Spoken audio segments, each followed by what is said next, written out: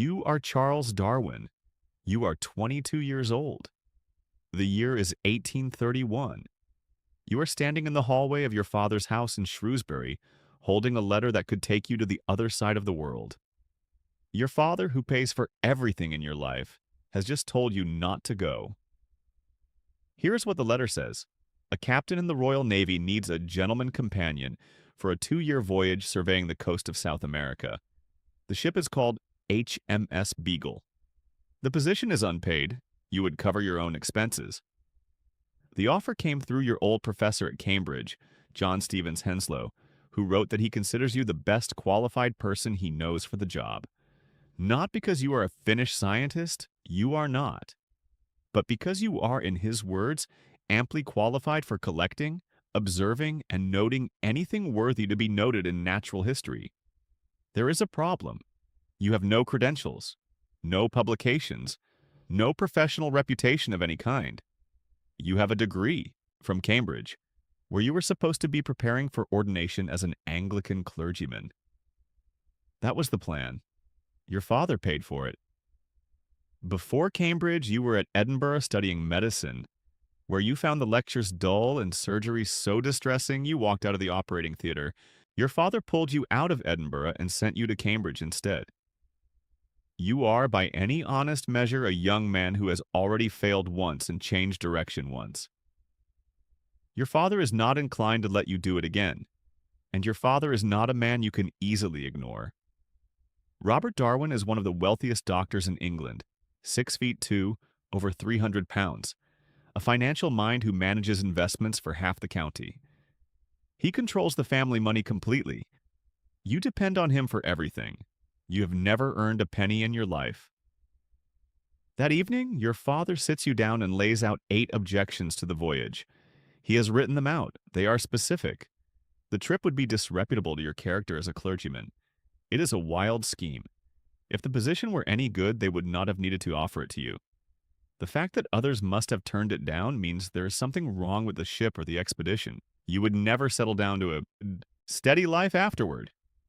Your accommodations would be miserable. This would mean changing your profession yet again, and the whole undertaking would be useless. 8 reasons, written down, from the man who pays your bills. You sit at your desk that same night, August 30th, 1831, and write a letter declining the invitation. The trip is over before it begins. But your father said one more thing. One sentence, almost an afterthought, tucked in after the 8 objections. He said, "If you can find any man of common sense who advises you to go, I will give my consent." One man of common sense. That is the gap he left you.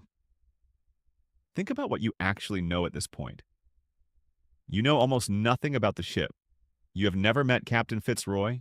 You do not know his temperament, his politics, or his expectations.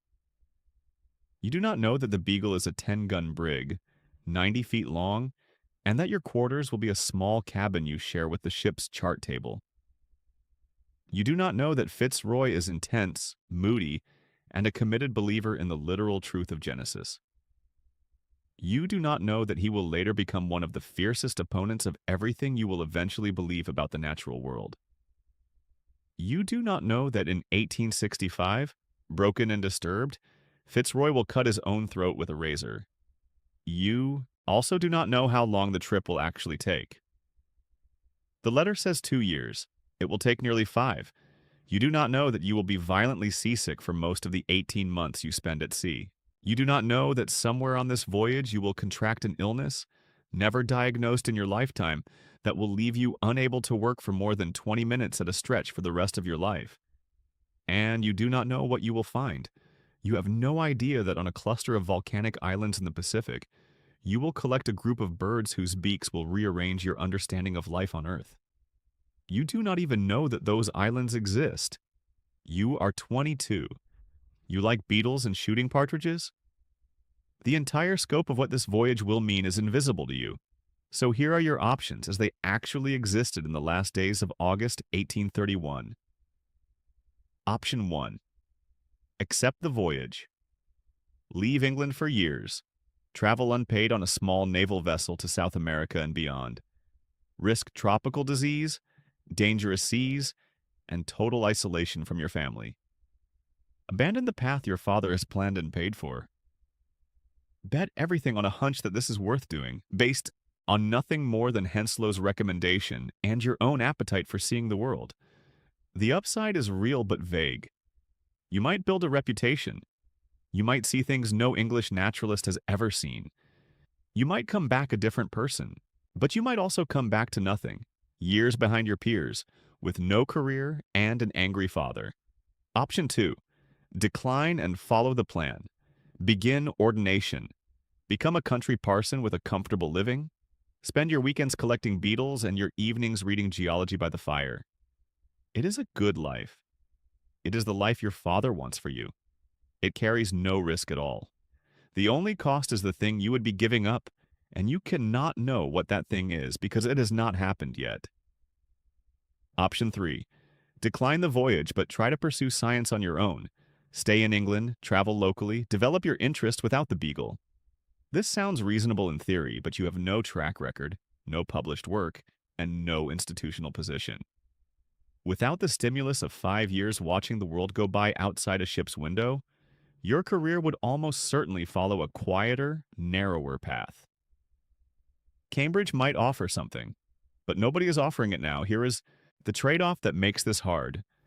Saying yes costs you the relationship with your father, or at least damages it severely.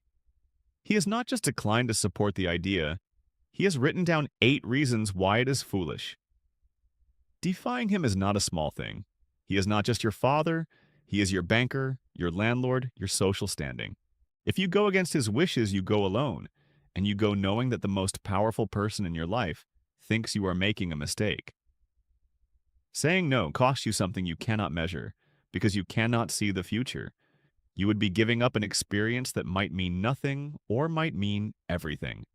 You have no way to evaluate which, and the safe path, the parsonage path, is not a bad life. It is just a smaller one. Now stop for a moment. Think about this as if it were your decision. You are 22. You have never done anything of consequence. Your father, who has been right about most things in your life, has laid out a clear and specific case for why this is a bad idea. Your professor thinks you should go, but your professor does not have to live with the consequences. What do? Do you take the safe path, the one your father has paid for and planned for? Or do you chase a letter from a stranger about a ship you have never seen, sailing to a coast you have never visited for reasons you cannot fully explain? Here is what actually happened. The morning after writing his letter declining the voyage, Darwin went to the Wedgwood estate at Mire Hall for a shooting trip. His uncle, Josiah Wedgwood II, heard about the offer. Uncle Jos was a calm, practical man, widely respected by the Darwin family. Robert Darwin considered him one of the most sensible men in the world. Jos did something unexpected. He pulled Darwin aside, told him the voyage was worth taking, and offered to drive him 30 miles back to Shrewsbury that same day to argue the case in person. Darwin later wrote that his entire career depended on so small a circumstance as his uncle offering to drive him 30 miles. In the carriage, the two of them drafted a point-by-point rebuttal of all 8 of Robert Darwin's objections. The voyage was not disreputable. Other naturalists had done similar trips. The position had not been widely offered and rejected. The accommodations would be manageable. Far from being useless, the experience would train Darwin in precisely the skills a future clergyman naturalist would need. They addressed every single objection, one by one, in writing. Robert Darwin read the rebuttal, and he gave in. He wrote to Wedgwood afterward, "I made up my mind to give up all objections if you should not see it in the same view as I did. Uncle Jos was the man of common sense. The condition had been met. Robert did not just consent, he agreed to fund the entire voyage out of his own pocket. But the story nearly ended there anyway. Darwin traveled to London to meet Captain Fitzroy for the first time. Fitzroy was 26, aristocratic, and a follower of Johann Caspar Lavater, the Swiss physiognomist who believed that a person's character could be read from the shape of their face. Fitzroy took one look at Darwin and had doubts. Specifically, he doubted whether anyone with Darwin's nose could possess sufficient energy and determination for the voyage. The shape of Darwin's nose almost killed the expedition before it started. Darwin later wrote with dry amusement, "I think he was afterwards well satisfied that my nose had spoken falsely." Fitzroy's doubts faded. The two men talked for hours. Fitzroy offered Darwin the position.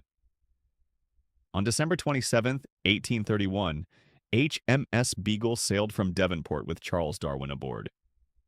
The voyage lasted 4 years and 9 months. Darwin spent most of that time on land, over 3 years conducting geological and biological fieldwork across South America, the Galapagos Islands, Tahiti, New Zealand, and Australia. He collected thousands of specimens. He discovered fossils of enormous extinct mammals in Patagonia.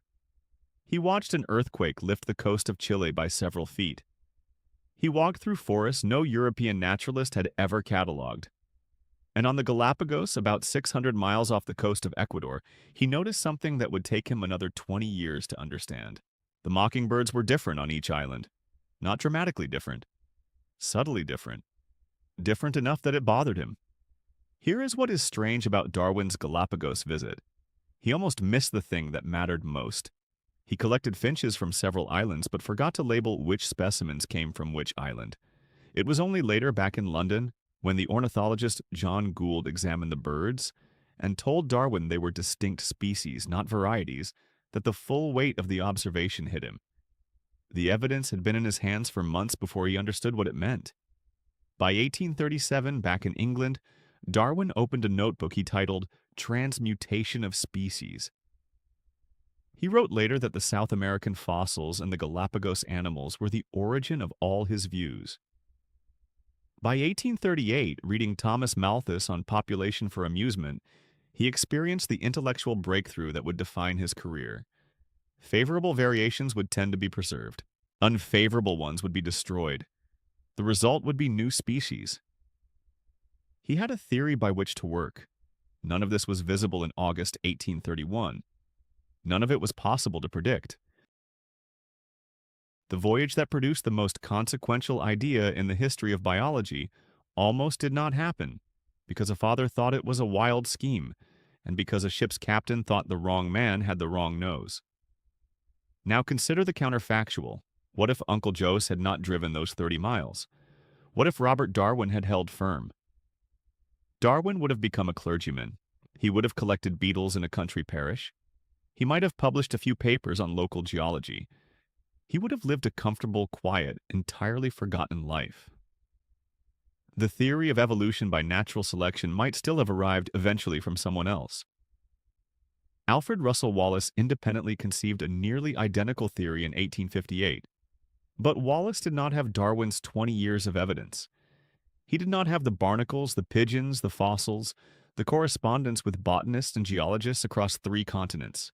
Wallace had the idea, Darwin had the proof. The whole thing turned on a 30-mile carriage ride and a letter written in one evening. Darwin himself knew this. He said so plainly. The voyage of the Beagle has been by far the most important event in my life and has determined my whole career. Yet it depended on so small a circumstance as my uncle offering to drive me 30 miles to Shrewsbury. Robert Darwin lived to see his son become the most famous scientist in England. He never brought up the 8 objections again.